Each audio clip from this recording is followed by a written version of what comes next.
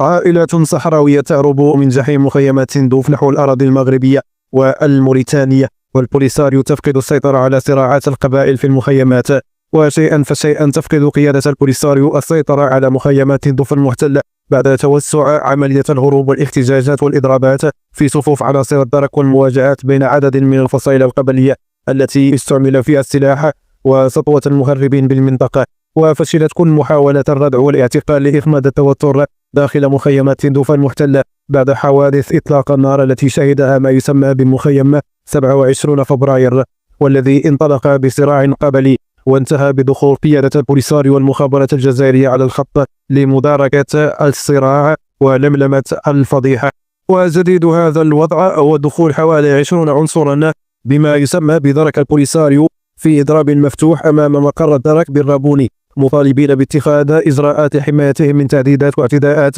ما وصفوه بميليشيات الإجرام بمعسكر تندوف المحتلة. ويوما بعد يوم تنفلت الأوضاع داخل المخيمات لتفضح من جديد هشاشة قيادة البوليساريو الإرهابية وعجزها عن تدبير المخيمات، والتي تحولت إلى أوكار للعصابات وتصفية الحسابات والمواجهات المسلحة. والحقيقة التي يحملها دخول أفراد ما يسمى بالدركة في اعتصام وإضراب هو تخبط لقيادة البوليساريو في حل معضلة عدم شعور الساكنة بالاطمئنان في ظل أوضاع اقتصادية واجتماعية خانقة تعيشها ساكنة المخيمات، وهي تلاحظ استفادة قيادة البوليساريو من ربع الإعانات الدولية في مقابل انسداد كل المحفزات داخل هذه المخيمات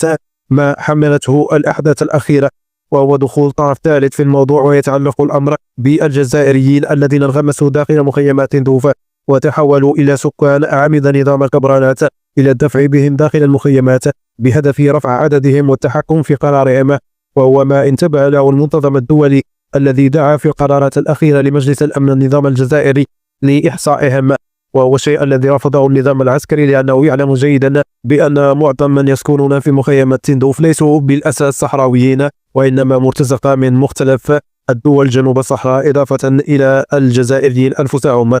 وعبرت الجبهة الانفصالية مجددا عن أملها في مراجعة حكومة سانشيز الثانية سياستها الخارجية بشأن ملف القضية الصحراوية والعودة إلى الشرعية الدولية ودعم البوليساريو. ويظهر على أن البوليساريو تتشبث بالصواب والوهم خلافا لراعيتها الجزائر، والتي رضخت واستسلمت لأمر الواقع في علاقتها بهذا الموضوع عندما تأكدت بعد مضي 19 شهرا من القطيعة بينها وبين إسبانيا أن موقف البلاد الداعم للرباط في قضية الصحراء المغربية موقف ثابت واستراتيجي لا يتغير بالرغم من الضغوطات